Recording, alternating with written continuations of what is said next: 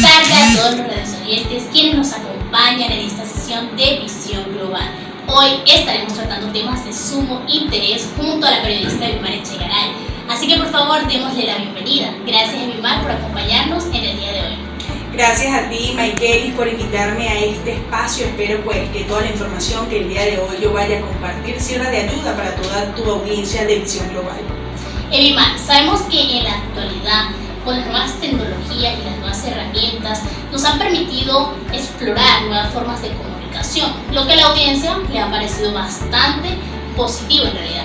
Es por eso que hoy vamos a estar hablando acerca de qué es la producción radial y de qué es un podcast, ya que ambas han revolucionado la manera en la que consumimos un contenido, ya sea auditivo o visual, pues estas plataformas ofrecen una serie de ventajas tanto en el marco personal como en un marco corporativo. Es por ello que en primer lugar me gustaría que nos hablaras acerca de cuáles son los pasos para realizar una producción radial online.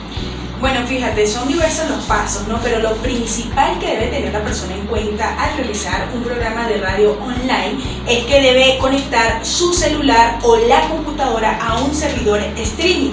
Este servidor streaming enviará la señal a la página web o al blog donde nuestro programa radial online, y allí se tienen que conectar los usuarios. En primera instancia es eso. Otro de los pasos, por supuesto, es tener preproducción, producción y evaluar bien el guión y a la audiencia a la que le vamos a llegar, a la que vamos a transmitir. Es decir, hay que hacer varias evaluaciones antes de hacer ese programa radial, a quién va a beneficiar y, por supuesto, prepararnos. Ok, ¿nos podrías explicar brevemente qué es un podcast?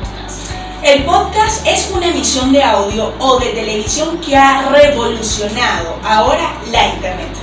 Ahora cuando nos vamos a internet hay muchísimos podcasts personales, podcasts corporativos, y realmente es eso, es una emisión de audio o de televisión donde los usuarios deben suscribirse para descargar el contenido. Una vez que estos usuarios se suscriban también les avisará en un correo electrónico si se ha subido un nuevo contenido. Eso es un podcast básicamente. Ok, ¿cómo crees que va a manejarse el futuro del podcasting y cómo crees que este va a evolucionar a través de los años?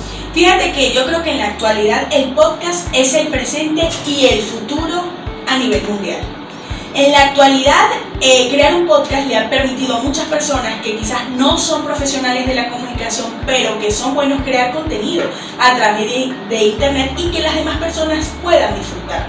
Yo creo que el futuro del podcast es que si se sigue haciendo de esta forma y de manera muy preparada, muy profesional, las personas que lo hagan van a poder monetizar aún más, es decir, van a vivir de la creación de un podcast. Además, en la actualidad hay que tener en cuenta que, por ejemplo, cuando se hace un podcast de televisión, los usuarios pueden comentar, es decir, que existe una retroalimentación entre emisor y receptor, lo que no sucede en la televisión tradicional.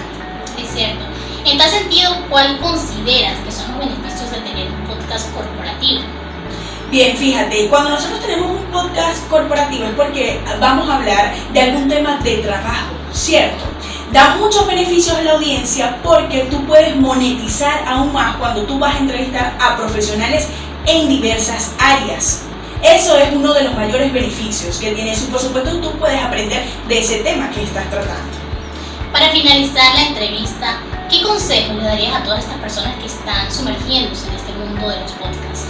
Bueno, mi primer consejo es que inicien. Yo creo que lo más difícil es iniciar, pero una vez que uno inicia, que uno se lanza al agua, ¿no? Como quien dice, ya lo demás queda es prepararse, seguir haciendo contenido de calidad, pero es sumamente importante educarse.